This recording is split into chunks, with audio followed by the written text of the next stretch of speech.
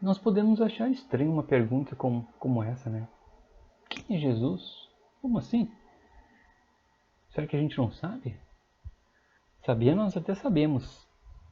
Mas será que ao longo desses mais de 2000 anos que ele veio aqui na Terra, será que não houve uma distorção por parte de nós, humanos, com relação à figura linda, com relação à mensagem linda que Jesus nos trouxe?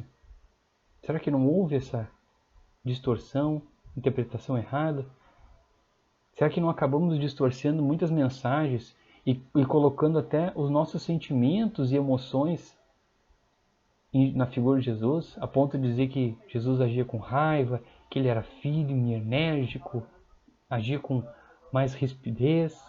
Será que nós temos essa capacidade de julgar o sentimento de um espírito tão puro, um Cristo como ele?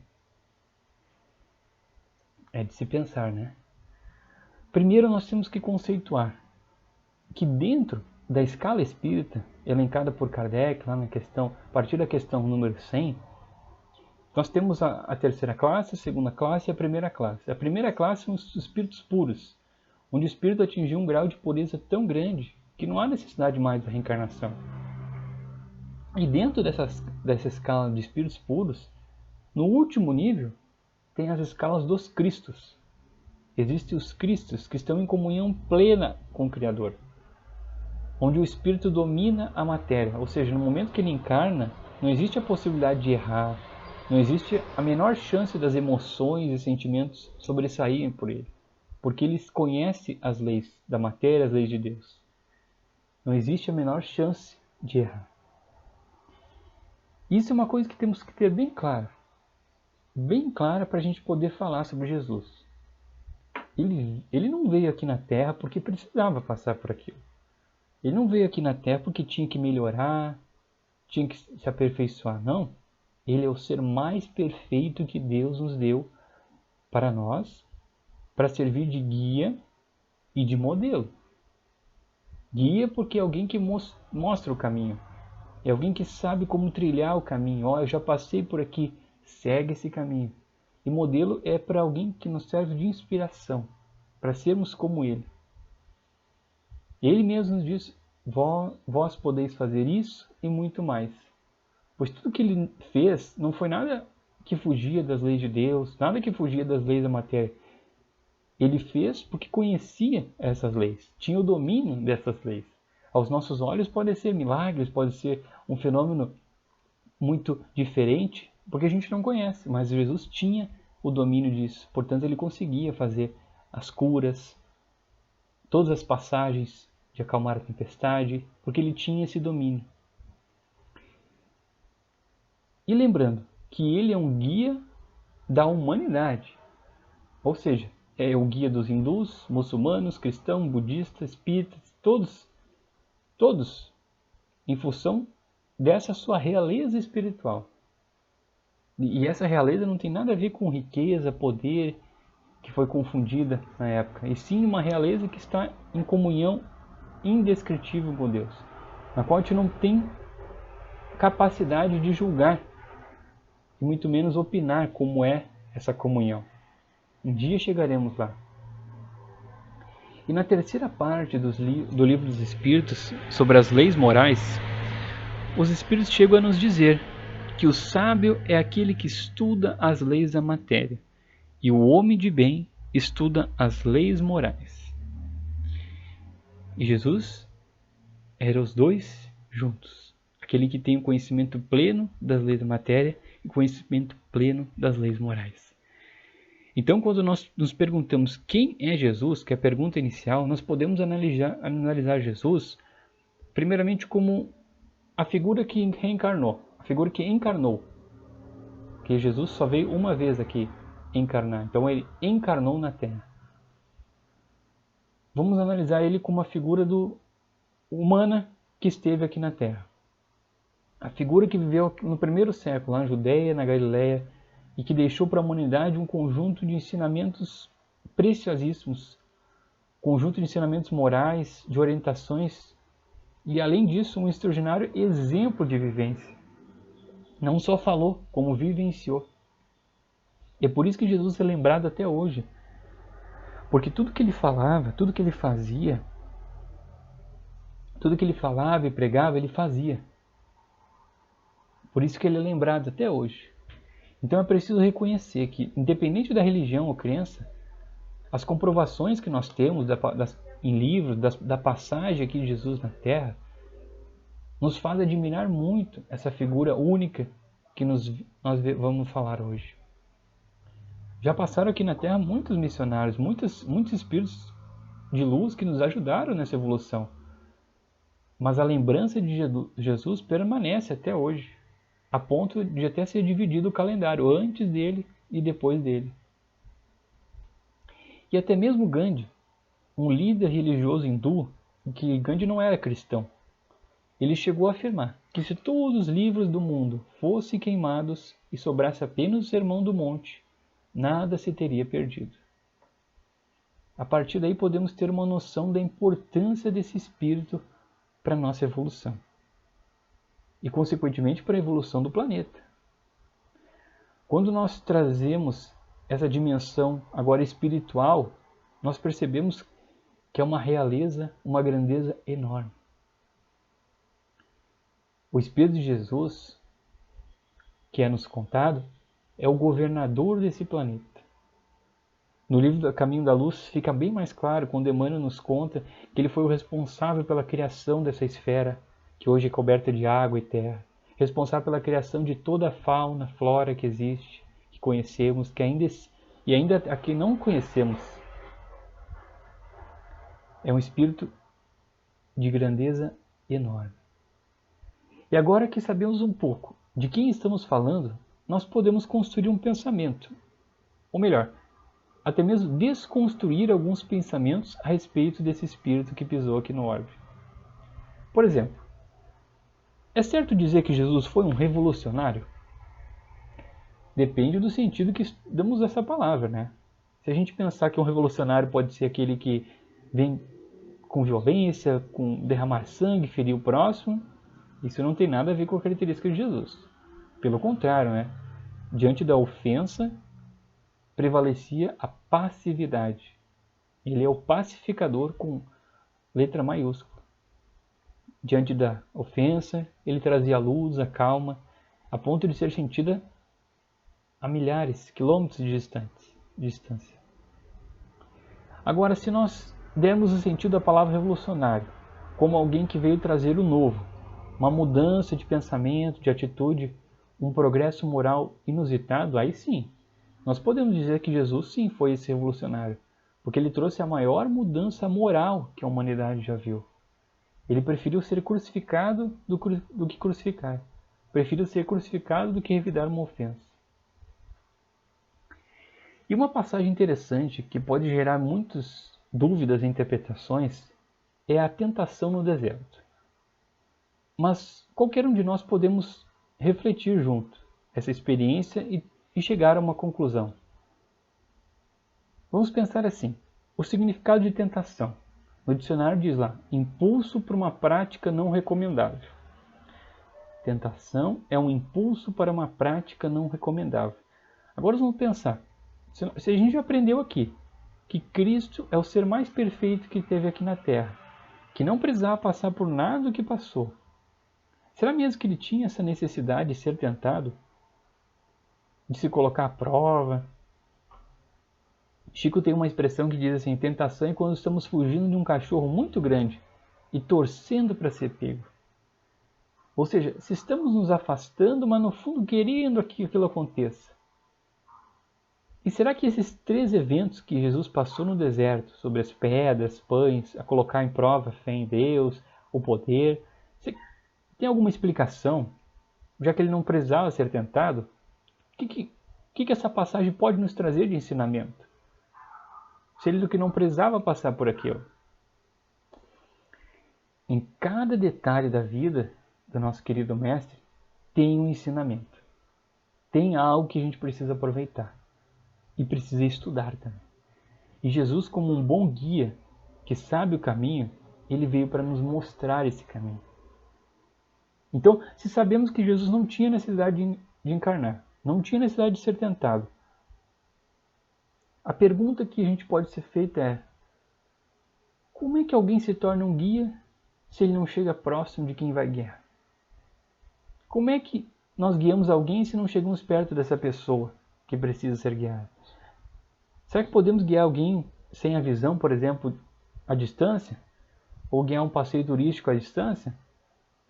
Então, Jesus é considerado guia porque ele esteve junto, acompanhou, mostrou por onde tem que ir. Falar que tem que ir por aquele caminho, é uma coisa. Agora, falar e mostrar, vivenciar aquele caminho é outra coisa.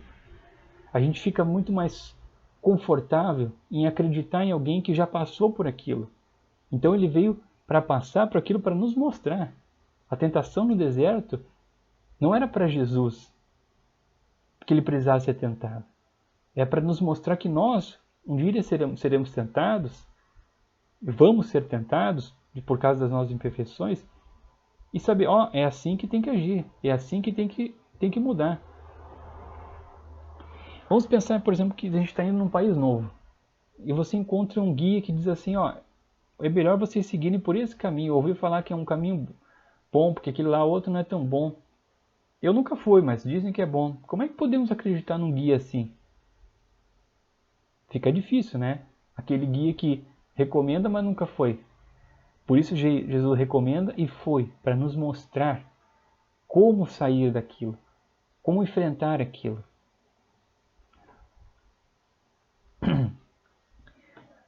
Portanto, Jesus veio aqui para, além de falar, dizer, para vivenciar esse caminho. Dizer, eu fui e venci. Ele não só falou como foi. Então essa passagem no deserto vem para nos mostrar como fazer. De que não é só de pão material que vive o homem, é de pão espiritual também.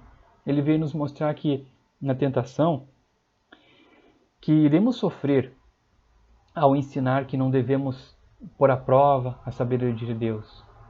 E como é que ele vai ensinar isso se ele não está lá para vivenciar? Então ele veio para vivenciar isso e nos mostrar. Ele passou por tudo isso para a gente se espelhar na figura, nesse modelo. Porque nós sim precisamos passar pelo deserto, Jesus não. E felizmente nós temos alguém que já passou e mostrou, é assim que se faz. Esse é um guia que sabe o caminho. Esse é um guia que foi e sabe como fazer. Então quando nós lemos o Evangelho, nós temos que nos atentar para uma coisa muito importante. O Evangelho não está falando que Jesus precisava. O Evangelho está falando que nós precisamos e vamos precisar. Ali está o roteiro. Vamos pensar assim, eu vou para um lugar novo. E de preferência eu quero um GPS e recomendações daquele lugar, né? E nós temos isso. Se eu quero ir para um lugar novo, um mundo feliz, nós temos o GPS chamado Evangelho. E dentro desse GPS, dentro desse Evangelho, teve já alguém que passou por isso. Os evangelistas escreveram o que Jesus viveu. Então, nós temos, ele fez isso, diante disso ele fez aquilo. Então, nós temos o GPS e já temos a recomendação. Outra passagem interessante que gera também distorção da figura de Jesus é a passagem dele no templo. Na purificação do templo. Aquela passagem onde causam, às vezes, muitas interpretações erradas de que Jesus agiu com raiva, agiu com enérgico. São tudo interpretações humanas. Essa é uma das passagens que nos dá um maior alerta de que a gente precisa estudar muito o contexto, a época, o lugar, antes da gente começar a leitura. Porque acaba gerando interpretações erradas a respeito do sentimento de Jesus. A ponto de nós, humanos, acabarem dizendo, Jesus foi lá, ele foi raivoso também, ele foi enérgico, chegou derrubando tudo, estava com raiva. Pera lá. Isso quem está falando é quem está lendo e quem está interpretando. Então, para a gente entender melhor essa passagem, essa lição, nós precisamos entender. No templo lá de Jerusalém, existiam milhares de soldados. Milhares de soldados em volta. Então, se alguém chegasse derrubando a mesa, pegar, chutar, ele seria preso em 10 segundos. E para agravar ainda mais a segurança, Lá do lado do templo tinha uma torre, a Torre Antônia, uma fortaleza romana com dezenas de soldados romanos. Além dos soldados do templo, tinham soldados romanos em volta. Então, em 1 minuto, se alguém fizesse uma revolução no templo ali, já teriam milhares de soldados em volta. Então, o que aconteceu? O que aconteceu no templo que não despertou a atenção dos soldados, nem do templo nem da Torre Antônia? Aconteceu o que está cheio de exemplo no Velho Testamento. Se formos olhar os profetas, Isaías, Jeremias, Ezequiel, todos esses profetas, eles tinham o costume de profetizar, e eles profetizavam de duas formas.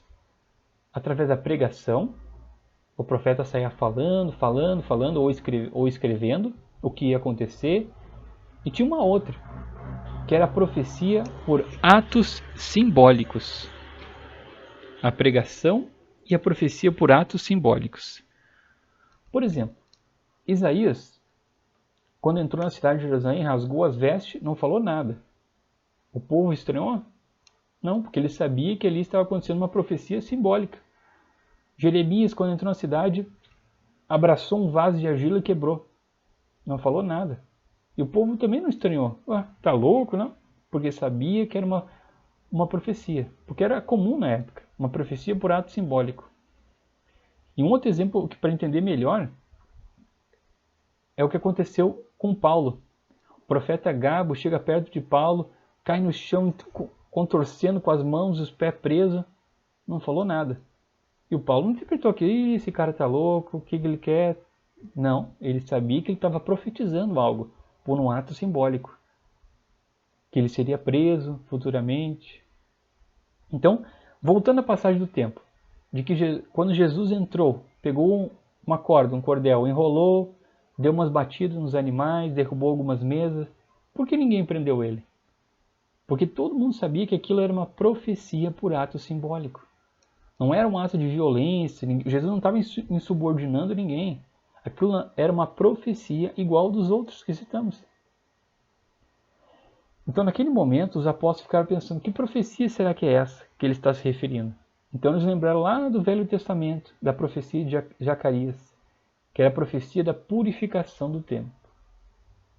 Então, fica fácil de entender que Jesus não agiu raivoso, não foi enérgico, não ficou irritado. Jesus estava fazendo uma profecia por ato simbólico. Ele fez uma ensinação sem palavras. E isso fica claro quando lemos lá no Evangelho segundo o Espiritismo, quando Kardec escreve lá no começo notícias históricas de que para compreender Jesus é preciso entender a cultura e o tempo que ele pregou. Então todo esse contexto que foi dito foi fundamental para poder interpretar essa passagem e não tirar conclusões erradas, não colocar interpretações humanas na figura de Jesus. Então nós falamos também do deserto, da tentação, que Jesus não precisava passar por aquilo, foi para nos mostrar porque ele é o guia. Falamos do templo, que ele não agiu com raiva, era uma profecia, não podemos colocar os nossos sentimentos na figura de Jesus. E tem uma outra passagem, que é uma expressão dita por Jesus, que é motivo de a gente estudar e entendermos para a gente poder compreender e não criar falsas interpretações. É o momento que Jesus está na cruz.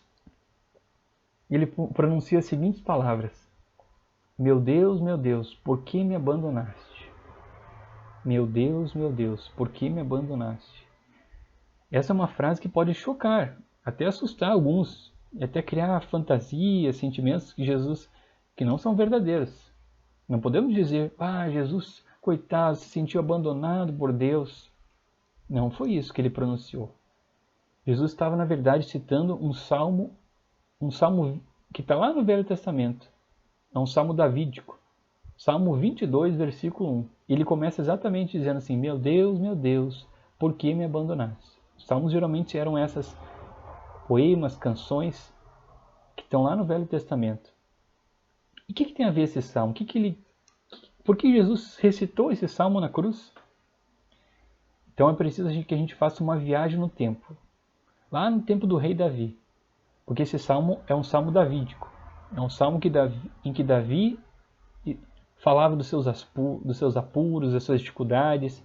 É conhecido como o salmo do servo fiel, um servo justo sofredor. Mas que história que é essa? Como assim? Vamos. Bom, imaginamos na tradição hebraica. As pessoas imaginavam a vinda de um Messias. E quando esse Messias viesse, ele instalaria na terra o reino de Deus. Um mundo de paz, de amor, sem guerra, sem sofrimento. Mas antes da vinda do reino de Deus, era preciso que viesse um servo fiel, um servo sofredor. Portanto, quando Jesus começa proclamando essa primeira frase, meu Deus, por que me abandonaste? É uma forma poética de que o justo estava ali, iniciando o reino de Deus na terra. Aquele que não tem nenhuma mancha, aquele que é perfeito, se coloca em sacrifício e está sofrendo aparentemente sem nenhuma razão. Essa tradição que o povo acreditava que era preciso que viesse um Messias, que carregasse a dor, o sofrimento nos ombros, e enquanto não viesse esse Messias, não se implantaria o reino de Deus na terra. Essa era a crença, a tradição do povo hebraico. Portanto, no momento que Jesus na cruz, abandonado, com os discípulos com medo e aparentemente até derrotado, ele nos deixa uma grande lição. A lição de que começava ali, a se instalar na terra, o reino de Deus. E para finalizarmos essa reflexão, desse que conhecemos como o maior educador de almas, o maior pacifista que o mundo conheceu, nós podemos pensar: o que será que Jesus diria para nós hoje em dia? O que será que ele falaria, considerando tantas dificuldades, as desigualdades, desafios, as doenças que a gente enfrenta nos dias de hoje? Quais seriam as palavras que Jesus diria? Se tivermos a chance de ler o seu evangelho, a sua mensagem consoladora, a gente vê que o amor que ele sentia pelos cegos, leprosos, paralíticos, por todos nós, um amor igual, nós percebemos que o recado de Cristo, que foi dito há mais de 2000 anos, prevalece também nos dias de hoje. Quando ele diz assim: no mundo tereis aflições, mas tende bom ânimo, eu venci o mundo. Ou seja, é um convite claro a não desanimarmos, não nos desestruturar diante de uma situação que veio para a gente possa crescer. No mundo tereis aflições, mas tende bom ânimo, eu venci o mundo. E uma outra frase que Jesus poderia também dizer, que também serve para o contexto atual, que diz assim: vinde a mim, vós que estáis cansado, oprimido, e eu vos aliviarei, porque meu jugo é suave e o meu fardo é leve.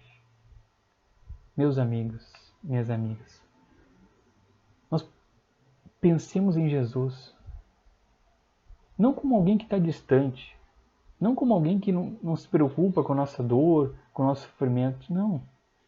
Pensemos nele como um médico para as nossas doenças.